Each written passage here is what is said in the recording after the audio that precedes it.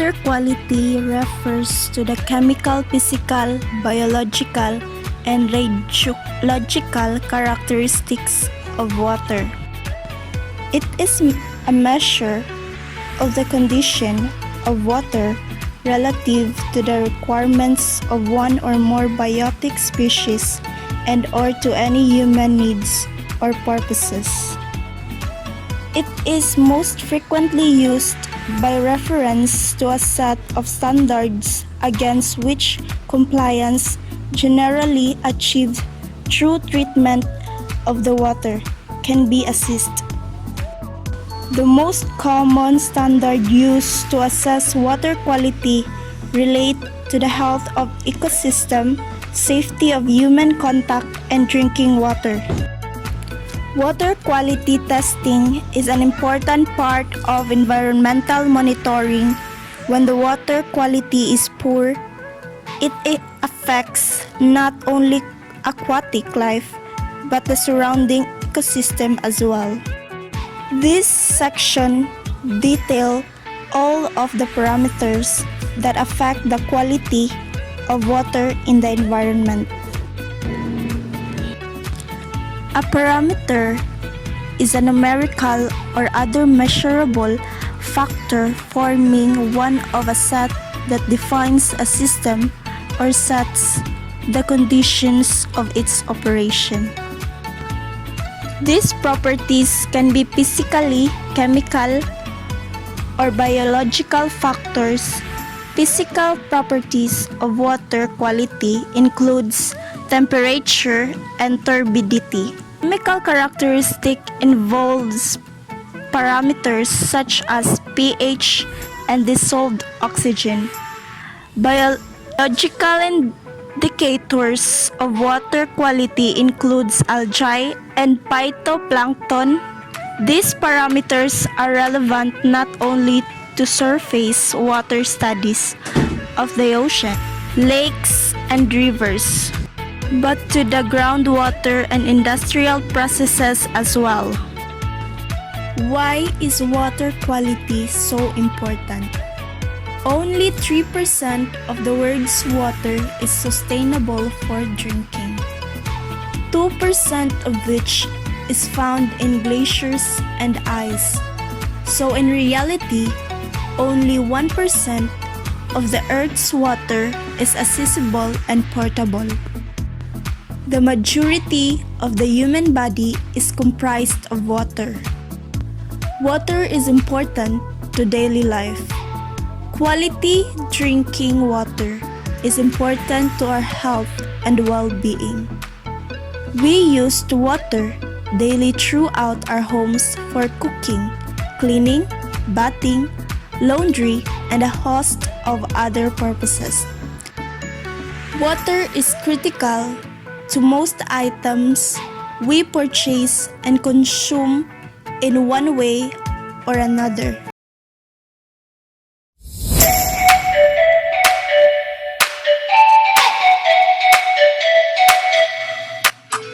Water treatment is any process that improves the quality of water to make it more acceptable for a specific end use.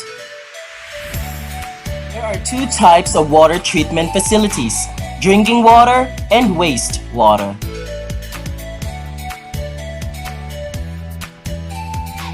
According to the Metropolitan Water Works and Sewage System in the Philippines, there are 8 steps that the treated water must go through. First step is screening.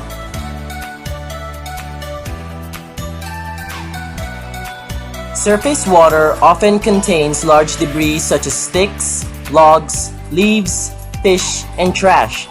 These objects can clog the water treatment system and therefore must be removed before the water enters the treatment plant. Screens, however, must be cleaned periodically to remove any objects that have become stuck and prevent the screen from becoming clogged and impeding water flow into the facility. Rechlorination. This step effectively kills any organisms in the water that may be harmful to humans. This is done through the addition of chlorine. The next step is rapid mixing. This involves intense vigorous mixing and promotes the dispersion of coagulation materials, aluminum sulfate and polymer, in the raw water. A series of chemical reactions occur to begin the formation of a flock, which is a duster of coagulated chemicals and impurities, such as suspended solids and organic matter. Flocculation.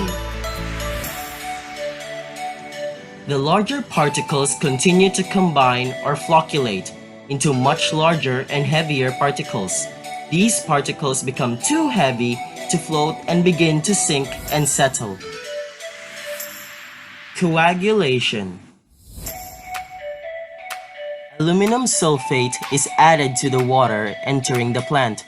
Mixing causes lightweight particles in the chemically treated to clump together or coagulate into much larger particles. Coagulation is the process of gathering particles into a cluster or clot, often achieved by the addition of special chemicals known as coagulants.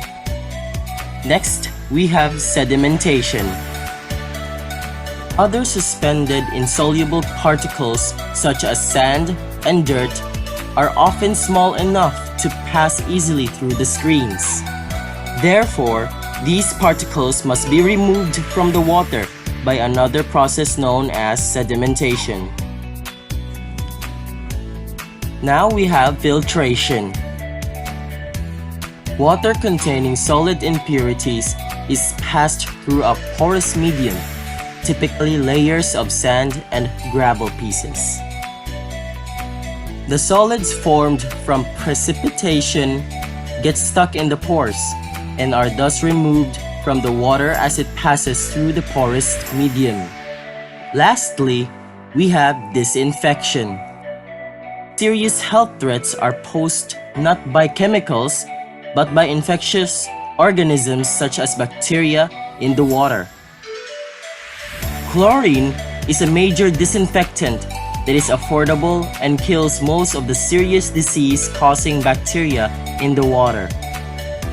The aim of water treatment is to remove contaminants or reduce them to a concentration that means the water is safe to drink for humans. Treating wastewater can help us save our environment and avoid water pollution. Water treatment facilities are not enough to maintain the quality of water we need. Of course, it needs our cooperation to help keep our environment and our planet safe. This has been Dominic Princegariel Reynes and Erica Marwil Bernar de la Cruz. Hope you enjoyed.